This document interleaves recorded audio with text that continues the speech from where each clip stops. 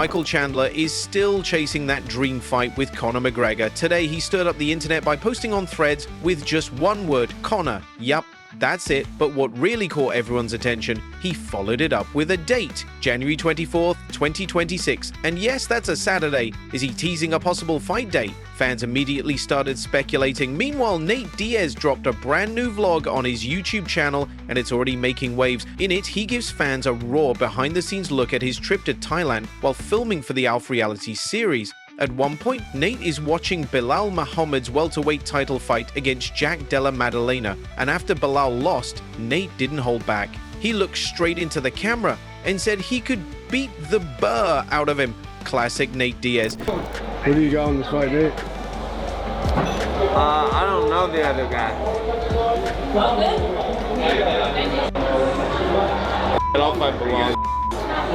This guy is like good, but he's close. I think I'd beat the out of Belal.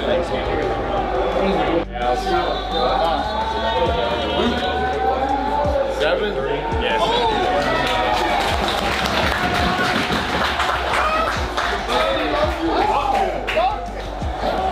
Yeah, because he was beating his Hey, what? And guess what? Belal clapped back. He jumped on X, formerly Twitter, and said must be on the same back as Conor. That one-liner.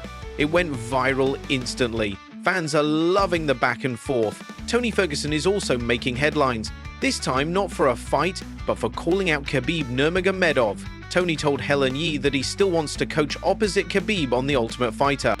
He said, "I definitely take that opportunity. He's a knucklehead, still fat, still wearing that goofy hat. I'd love to clean the mats with it." And he wasn't done. He added, "People keep asking me, who's the better wrestler, Islam or Khabib? I think Islam is the better grappler. He's faster. Khabib's style is more conservative. Islam could actually do well at 170. Tony also gave his thoughts on Ilia Topuria moving from 145 to 155 to fight Charles Oliveira.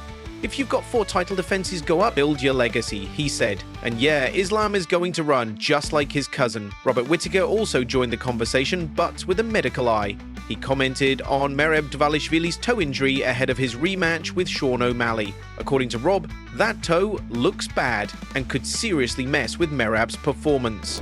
I don't know. I think it's part of his personality. I see him do wild things all the time. Yeah. I saw the toe. It doesn't look good. Like it's not just bruised. Like the thing from the video that I saw, like it looks broken. You know? Surely it's broken, right? Like he would have had no to get his toe looking like that. He would have had to jam it between like his partner's head and a cinder block. Like I don't know how a kick can do that unless it goes the wrong way. Fighting Sean, I don't know. Your little toe does a lot. It does a lot. It's all your balance, right? I don't know. Is it the smartest thing? No. Does he always do the smartest thing? No. Will he fight? Probably. he's that guy, right? He's that guy. So I'm interested. It's not the worst injury.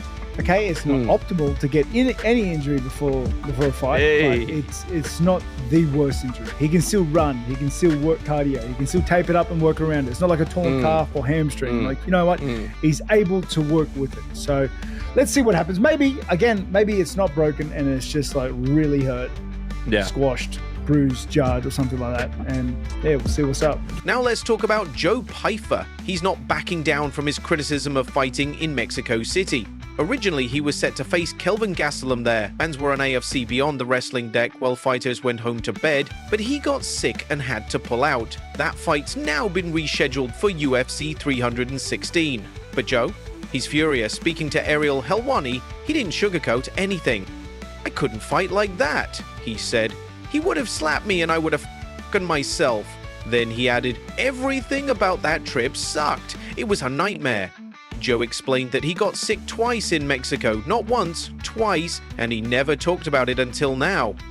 If that's what fighting in that country is like, then yeah, it's off. He insisted he wasn't trying to insult the people, just the circumstances. The people were great, he clarified, but I lost 25 grand, not a top 10 guy, that was a big loss. Joe didn't hold back. He described being so sick that for days he was vomiting, had diarrhea, and was running a high fever. Worst I've ever felt in my life, he said. If I could have fought, I would have. I fought with pneumonia, I fought with staph, but this I couldn't even stand. And now, people are calling him Poopy Pants Piper online. But he shrugs it off. I stand by everything I said, he repeated. Mike Perry also made some noise this week.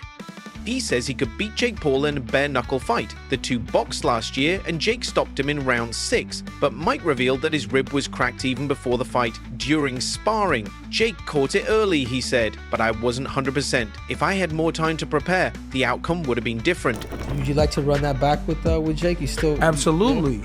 If we made it a street fight, it was bare-knuckle, and I could make it dirty, I could grab him and turn him and punch him. Especially no gloves. I think it changes the fight drastically. What if he says no glove, no love?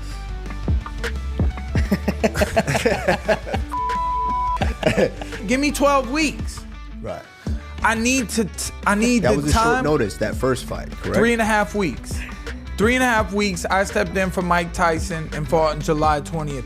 It was after I had won the King of Violence in April against Thiago Alves, which no one had ever done that to him in the ring.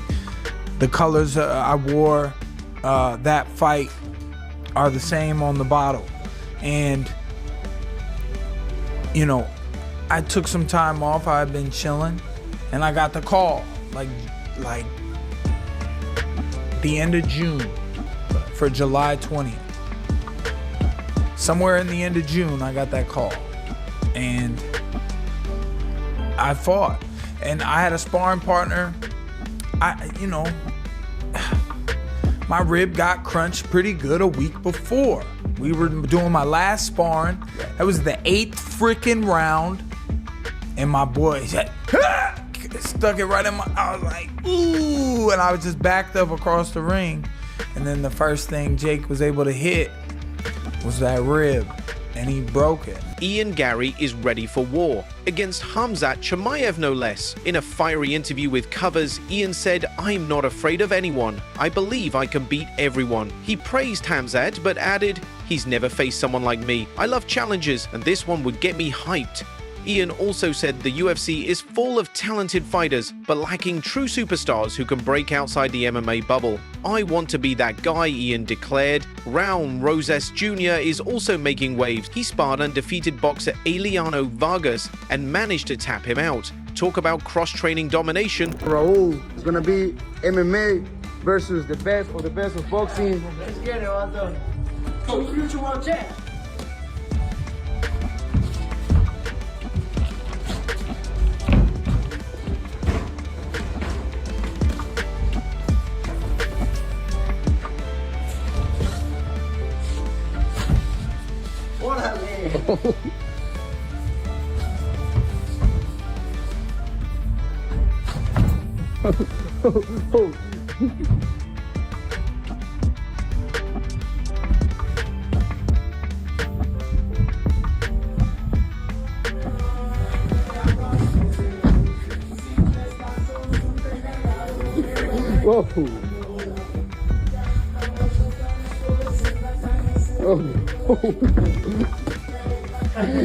Merab Dvalishvili recently opened up about how life's changed since becoming bantamweight champ. His answer?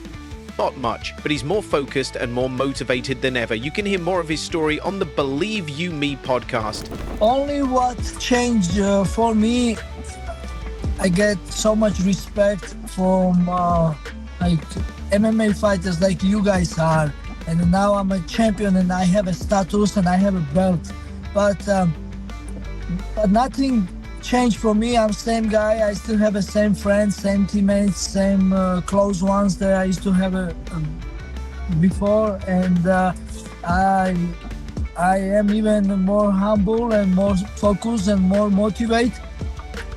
But it's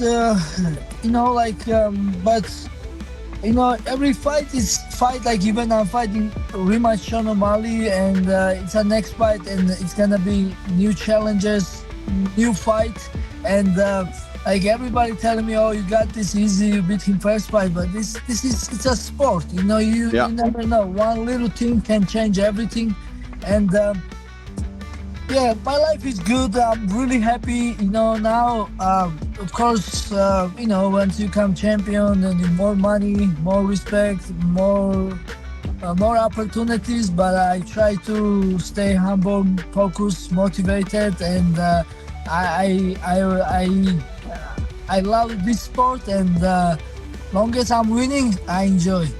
And now the hype is building for UFC 316. Tim Welch posted footage of Sean O'Malley, yes, Sugar Sean, hitting pads and getting ready to fight Merab for that bantamweight title. It's looking like a war is coming. Now, let's shift gears to some serious heat. Jon Jones went off on Colby Covington this week. These two go way back. They were roommates in college, but things turned sour when Colby started trash-talking Jon publicly, calling him a liar, a cheater, and worse. Well, Jon finally hit back. On Vic Blend's podcast, he was asked who he thought was the most overrated fighter in the UFC. Jon took a deep breath and said, "I could say his name, but I don't want to give him clout.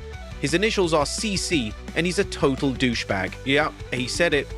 Tom Aspinall and Craig Jones didn't waste time either. They both started mocking Jon over that weird video of him sniffing a guy's hair on a bike ride in Thailand. The footage straight up bizarre. Ray, get off. Sorry, it's a Jones thing, Tom. Залик уже взял свою команду Джонса.